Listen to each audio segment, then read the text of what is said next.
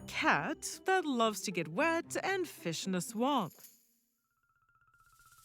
It sounds a bit weird considering everything we know about cats, but everything about this cat is weird.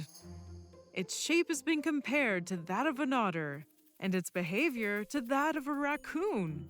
We should be all over this guy. And yet, in some parts of its range, it's just been rediscovered for the first time in 30 years. And in others, it's only seen a couple of times a year. Who is this mysterious someone? This is the flat-headed cat.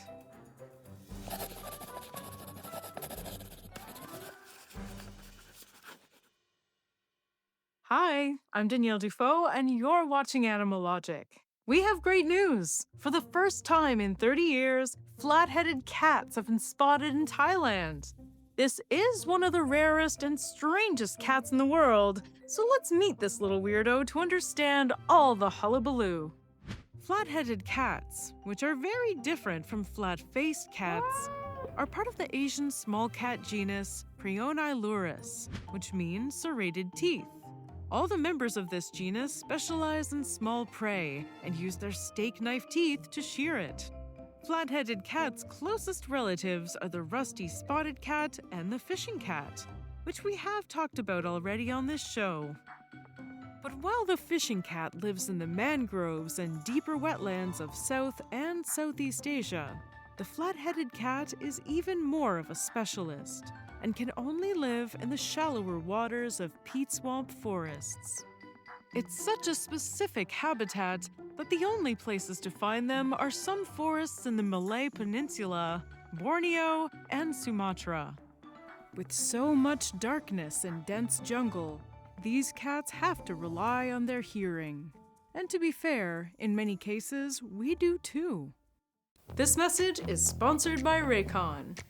We're in the middle of a deep freeze. Winter activities are happening, and for us, that means observing the winter nature and getting ready for spring.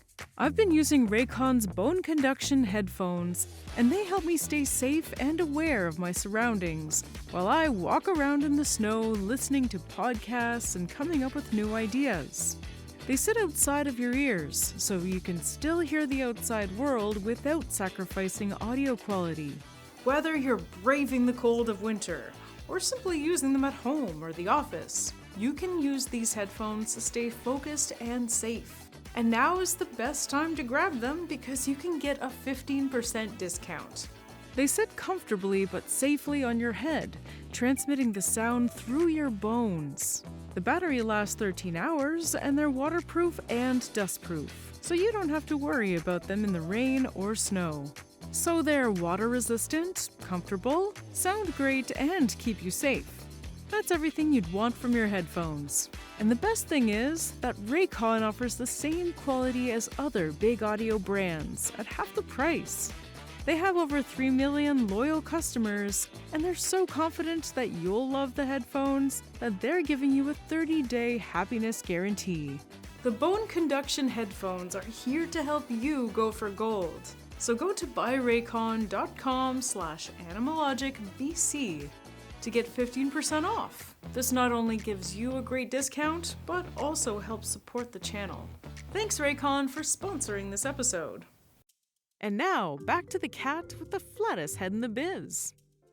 One of the coolest things about fishing cats and flat-headed cats is that they love water and the food that lives in it, but they have gone in slightly different evolutionary paths. The fishing cat is a thick and powerful cat that can swim and catch prey while swimming. But the flat-headed cat has adapted to fish from the shore, kinda like an egret or weird guys in a dating app. So if they were D&D characters, the fishing cat would obviously be a fighter, and the flat-headed cat would be a rogue. Who wants to play D&D but we're all tabaxi? Flat-headed cats are tiny. They weigh about a quarter of your average house cat. Their body is pretty much as long as your pet's, but since they're more seafood guys than rodent guys, they don't need to jump and pounce. So their tail has shrunken to a little stub no longer than your cell phone. Since they fish from the shore rather than in the water, they have a combination of hunting adaptations that make them kinda otter like, or even raccoony. It's hard to imagine a trash panda or swamp panda cat, but they have all the tools they need to hunt, take the fish out of the water, and eat it quickly on dry land. Just like Gollum. To fish, these raccoon like cats have forward facing fangs, so they can hold on to large prey in their mouth without having to dislocate their jaws like a snake. Then, the teeth are pointy enough to secure the prey so that the cat can carry it away. Their funny little heads, which give them a name that sounds like a weirdly specific name given to you by a toddler, are actually perfectly adapted to dive into the water at great speeds. They're hydrodynamic, like a shorebird's head. Their feet are webbed so they can navigate the peat swamps of Southeast Asia. They also use them to wash their prey, like a raccoon would. And their short legs give them a literal low profile, so they can sneak up to prey and away from predators. They're actually so tiny that an average adult weighs as much as a chihuahua. Yep, they have predators. As weird as it sounds for wildcats to be hunted, for larger predators, they're just a different flavored snack. A very sinewy snack. Civets, leopards, crocodilians, and possibly even snakes and dholes will take a flat-headed cat given the opportunity. That's because their habitats are full of life and support a great number of species. It's very idyllic, but that also means that people keep moving deeper and deeper into their domains. Their swamps are now very fragmented, and in some parts, the water is contaminated by farm and factory runoff. A quick glance at their estimated range shows the level of fragmentation that has led them to become an endangered species. Okay, all of this was just a basic introduction to the flat-headed cat, things you might know from asking locals or observing their body. So let's get into the nitty-gritty. First of all, why weren't they seen in Thailand for 30 years? The southern tip of Thailand is in the Malay Peninsula. This is an area that historically has had lots of sightings of flat-headed cats. But over the past few decades, political instability, low research funding, and difficult access to the swamps has made it pretty much impossible to study these cats in the wild. But over the past few years, local researchers from the Department of National Parks, Wildlife and Plant Conservation, and supported by the conservation NGO Panthera, were able to enter the Princess Sirindorn Wildlife Sanctuary and set up trap cams to see if the cats were there. We got the opportunity to chat with one of the researchers to tell us how this was done and what it means for flat-headed cat conservation. I'm Dr. Ratapan Patana Rangsan. I'm a conservation program manager for Panthera Thailand. Off screen, he told us that instead of trying and failing to pronounce his name correctly, we could just call him Dr. Tom. He started out at Panthera working on tiger population research. But since the rediscovery of the flat-headed cat in Thailand, his work has focused on this small cat. He knows so much about these cats, and we just had too many questions to ask him. For example, what was the forest like? What's it like doing research in a swamp? And how do you even get there? Yes, because the type of the forest is the peat swamp that is very difficult to access. For example, in the flatland, like in the normal forest, the ranger can walk about 20 kilo per day. But in the peat swamp forest, they can walk only 1 or 2 kilo. Like you have to go down into the water, like chest deep, and maybe walk and climb up some tree and then walk. So, what was the result of the studies?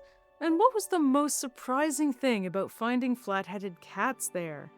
When compared with the other study with Panthera Malaysia and Panthera Indonesia that they also study with the flat-headed cat, what amazed us is that the concentration of the cat in the area Like in Malaysia and Indonesia, they have conducted study for 10 years and the detection rate is low. Detection per effort is low. They have been deploying camera for 10 years. They got about 50 detections, but 2 years we got about almost 30 detections. That's amazing.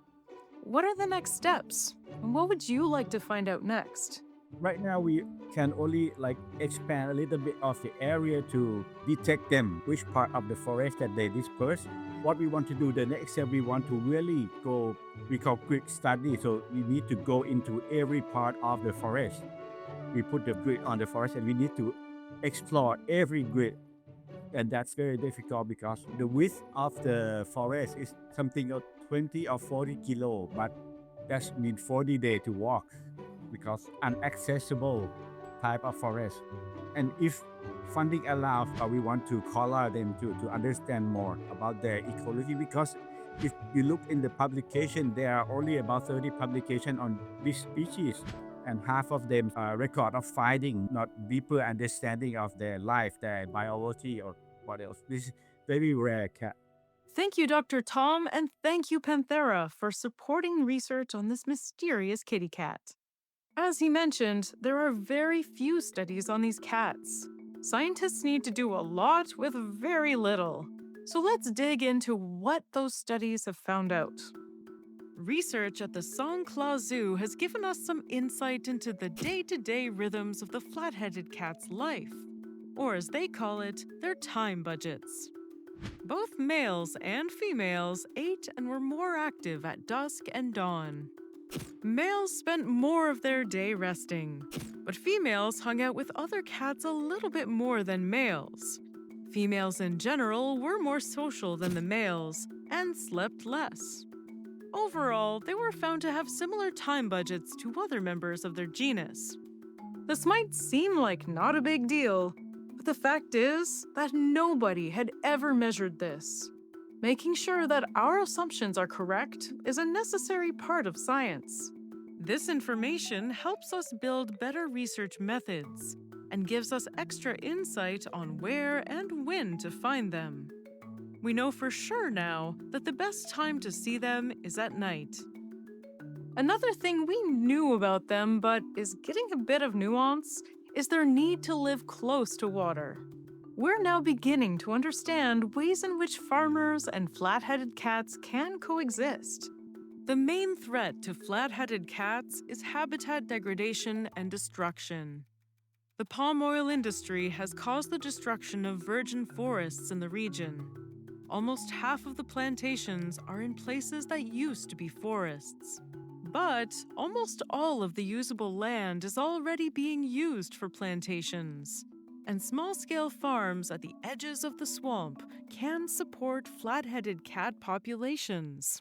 We think we have our hope because even though people occupy the land like oil palm plantation, the habitat is about the same to plant the palm tree. They have the mold, the wet mold, and that the fish out there, if the landlord agree, they can plant some thicket for the cat to hide in the wet mold if they have fish. It is possible that we can share. This is our goal that animal and people can coexist. Because we have a lot of oil palm plantation that have mixed habitat like that, if the cat can adapt to that environment and the owner agree to protect them in their land because they have big plot of land, we can expand the population. We can recover the population not only in the forest but in the plantation that is coexisting. This is our ultimate goal. Thank you again, Dr. Tom. As Dr. Tom and his colleagues continue their research, we'll keep you up to date. Who knows what amazing new discoveries they'll make. More expansive trap cam studies will help us see what their true range really is. Radio tracking will help us understand where, when, and how they move. A combination of these two technologies might also help us see how they interact with each other and what their mating looks like. And studies on overfishing, water pollution, and diseases will teach us about their threats and hopefully the best way to deal with them. There's still so much to learn about this strange little guy, But the more we understand about its behavior and protect its habitat, the more we will learn about it. Our knowledge of these animals grows exponentially with additional, focused research. So if you can, support conservation organizations like Panthera, who are working to fund research and protect cats all over the world.